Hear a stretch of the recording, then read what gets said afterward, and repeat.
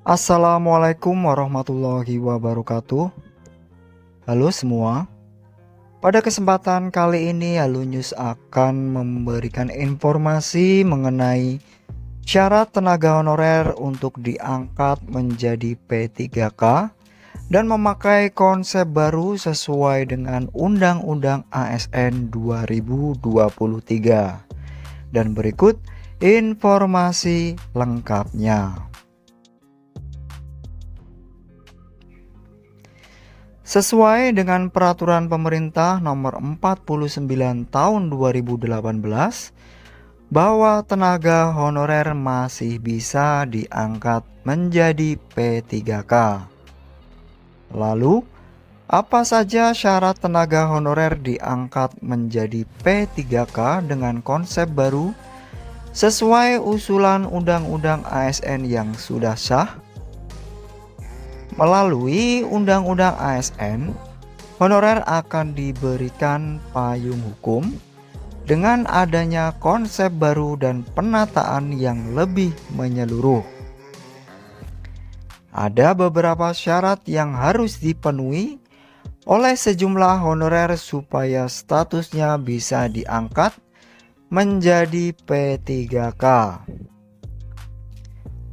Persyaratan tersebut sudah dikeluarkan melalui surat edaran yang dirilis oleh Menpan RB pada pertengahan 2023 lalu.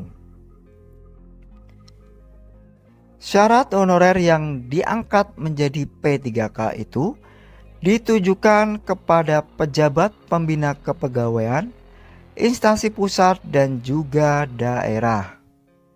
Adapun usulan Undang-Undang ASN mengenai konsep baru pengangkatan honorer ini adalah dengan status P3K part-time.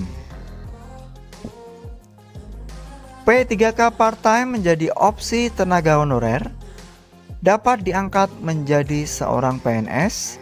Selain itu juga konsep baru ini sebagai penanganan tidak ada pemecatan honorer.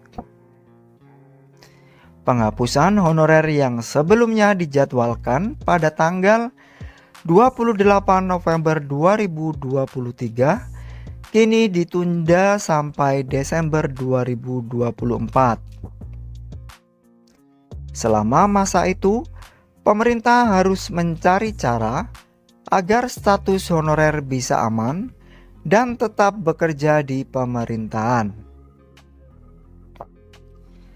Syarat tenaga honorer diangkat menjadi P3K.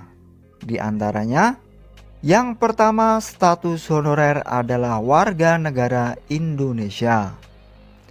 Yang kedua, honorer juga punya pengalaman kerja minimal 1 tahun di jabatan yang sama. 3. Honorer mempunyai ijazah yang sesuai dengan kualifikasi jabatan. 4. Honorer tidak pernah dihukum penjara atau bahkan kurungan sesuai putusan pengadilan. 5. Honorer terdaftar di Dapodik sebagai seorang tenaga honorer di bidang pendidikan. 6. Honorer tidak memiliki kedudukan sebagai anggota atau bahkan pengurus partai politik. 7. Honorer tidak pernah diberhentikan secara tidak hormat, baik itu atas permintaan sendiri atau sebagai PNS, TNI, Polri, dan ASN.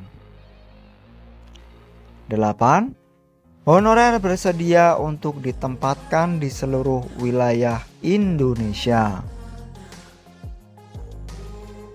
Honorer harus mengikuti tes seleksi kompetensi dasar dan kompetensi bidang yang dibuka oleh Badan Kepegawaian Negara.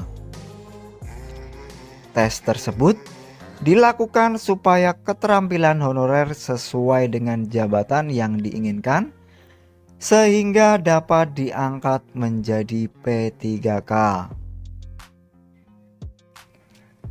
Itulah informasi mengenai syarat tenaga honorer agar bisa diangkat menjadi P3K dengan konsep baru yang sesuai dengan usulan Undang-Undang Aparatur Sipil Negara. Semoga bermanfaat bagi kita semua. Akhir kata, wassalamualaikum warahmatullahi wabarakatuh.